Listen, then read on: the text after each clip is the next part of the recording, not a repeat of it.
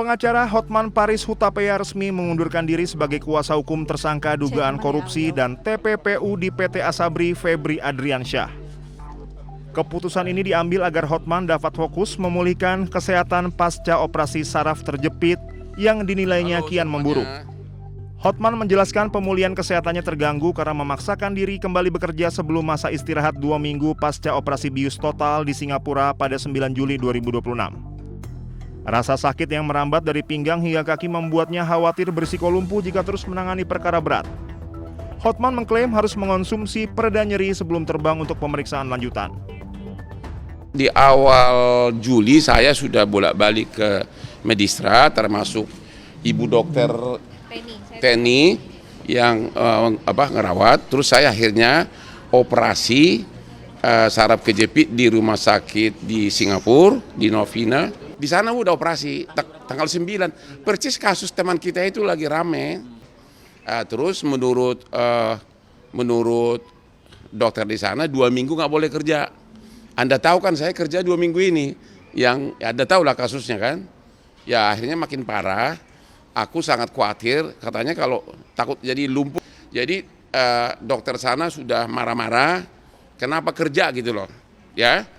Jadi atas dasar pertimbangan itulah saya sudah dari 2 hari lalu sudah kasih tahu ke klien saya, sekarang jadi mantan, Febri Jampitsus, saya mengundurkan diri. Terkait kelanjutan kasus, Hotman memastikan proses hukum Febri tetap berjalan meski ia mundur sebagai kuasa hukum mantan Jampitsus Kejagung. Hotman juga membantah keras rumor di media sosial yang mengaitkan pengunduran dirinya dengan isu pajak atau kepemilikan puluhan cabang bisnis.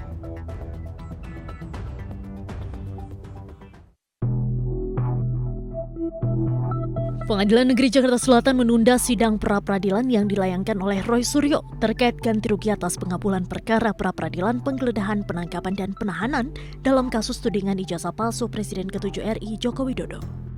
Sidang pra-peradilan jilid 3 Roy Suryo ini ditunda hingga 29 Juli 2026 pekan depan. Penundaan disebabkan oleh ketidakhadiran pihak kejaksaan selaku turut termohon dalam perkara tersebut.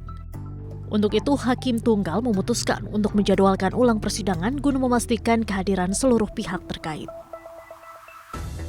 Hari pertama, ketika pra-peradilan kami selaku pemohon, itu kamilah yang kemudian akan membacakan permohonan kami apa terhadap termohon dan juga terhadap turut termohon. Jadi kami itu tidak bisa kemudian santai-santai. Hari pertama itu hari kita, baru hari kedua besok itu jawaban dari seharusnya termohon dan juga turut termohon. Kemudian kami juga harus langsung memberikan jawaban hari itu juga, yaitu berupa replik dan juga mereka kemudian duplik.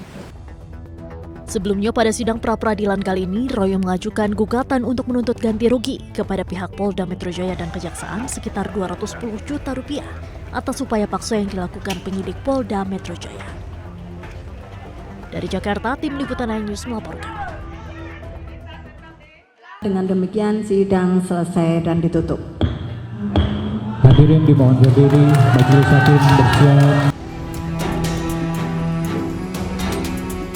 Suasana sidang eksepsi Tifauzia Tiasuma atau Dr. Tifa riuh setelah Hakim Pengadilan Negeri Jakarta Timur menerima eksepsi terdakwa kasus tudingan ijazah palsu Presiden ke-7 RI Joko Widodo. Dengan dikabulkannya eksepsi terdakwa, maka sidang Dr. Tifa yang didakwa melakukan tindak pidana fitnah dan pencemaran nama baik Presiden ke-7 RI Joko Widodo atas tudingan ijazah palsu tidak akan dilanjutkan ke tahap berikutnya.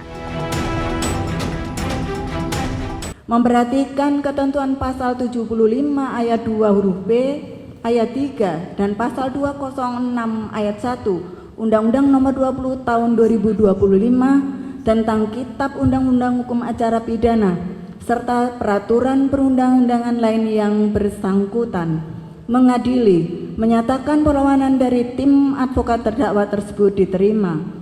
Menyatakan surat dakwaan penuntut umum nomor register perkara PDM-14-13-M-1-2-06-2026 tanggal 22 Juni 2026 atas nama terdakwa Tifauzia Tiasuma batal demi hukum. memerintahkan pengembalian berkas perkara ini kepada penuntut umum, membebankan biaya perkara kepada negara. Hakim mengembalikan berkas perkara atas nama Dr. Tifa ke Jaksa Penuntut Umum dan membebankan biaya perkara kepada negara.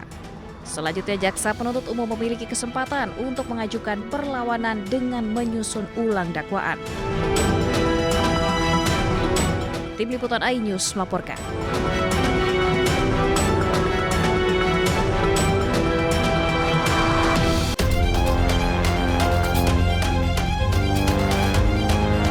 Majelis Hakim Pengadilan Negeri Jakarta Timur mengabulkan eksepsi yang diajukan oleh terdakwa kasus tudingan ijazah palsu Presiden ke-7 RI Joko Widodo, Tifauzia Tiasuma atau Dr. Tifa. Majelis Hakim menilai surat dakwaan yang disusun jaksa penuntut umum tidak memenuhi syarat material karena disusun secara tidak cermat. Atas dasar itu, surat dakwaan dinyatakan batal demi hukum dan pemeriksaan perkara tidak dilanjutkan. Dalam pertimbangannya, Majelis Hakim menilai jaksa penuntut umum memasukkan dua pasal yang mengatur delik yang sama, tetapi berasal dari dua rezim undang-undang yang berbeda sebagai dakwaan alternatif. Menimbang bahwa penuntut umum dalam dakwaan alternatif pertama subsidiar dan dakwaan alternatif kedua subsidiar telah menentukan dua pasal yang mengatur delik sama persis, hanya saja berada dalam dua rezim undang-undang berbeda yang terhadapnya berlaku azas-azas sebagaimana telah disebutkan di atas, antara lain azas lex meteor, azas lex posterior derogat legi priori. Menimbang bahwa alternatif yang demikian akan menimbulkan ketidakpastian hukum karena seakan menunjukkan bahwa penuntut umum tidak dapat menentukan pilihan pasal mana yang akan ia dakwakan untuk perbuatan yang sama dan karenanya akan dipersidangkan. Menurut Majelis Hakim, penyusunan dakwaan tersebut justru menimbulkan ketidakpastian hukum karena menunjukkan keraguan-raguan jaksa penuntut umum dalam menentukan pasal yang tepat untuk didakwakan atas perbuatan yang sama. Dari Jakarta, Tim Liputan iNews melaporkan. Dengan demikian sidang selesai dan ditutup.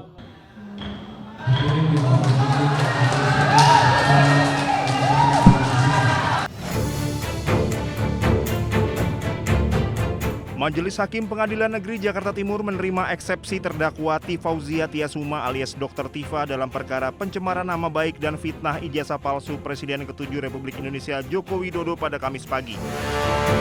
Dengan putusan tersebut, persidangan ini tidak dilanjutkan ke tahap pembuktian alias berhenti.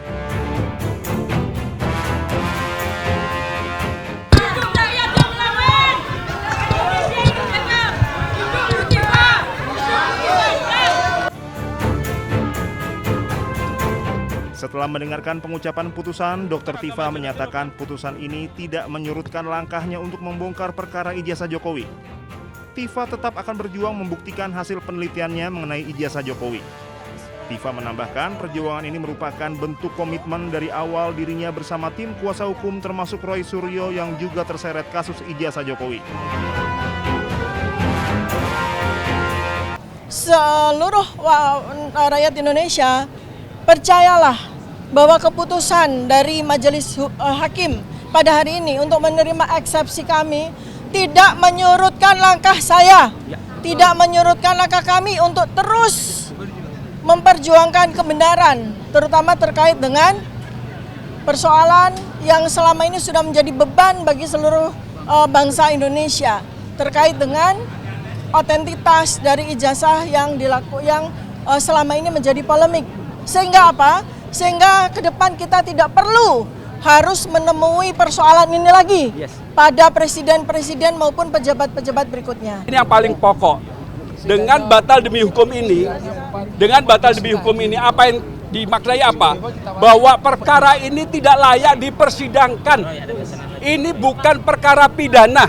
Mau dibuat apapun pasti akan membingungkan kalau dibuat pidana.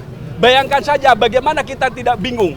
Adanya suatu wawancara dengan Aiman Wicaksono yang itu hanya dilakukan dalam bentuk pemusatan atau fokus pada foto, ya, itu dikatakan perbuatan pidana mengubah, merusak. Bagaimana? Ijazah yang otentik. Bagaimana? Sebelumnya, Majelis Hakim Pengadilan Negeri Jakarta Timur menerima eksepsi terdakwa Tifauzia Tiasuma alias Dr. Tifa dalam perkara pencemaran nama baik dan fitnah ijazah palsu Jokowi pada Kamis pagi. Persidangan ijazah ini tidak dilanjutkan ke tahap pembuktian. Majelis Hakim menyatakan berkas perkara Dr. Tifa beserta seluruh barang bukti harus dikembalikan kepada jaksa penuntut umum.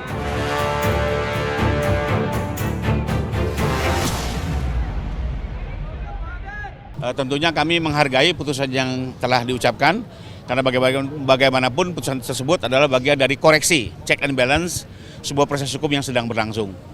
Sekalipun kalau kita cermati, yang dipersoalkan tadi adalah dakwaan dianggap batal demi hukum karena obscure libel, yaitu disebabkan karena ada penggunaan pasal KUHP lama dan KUHP baru secara dalam sebuah dakwaan subsidiar. Ya.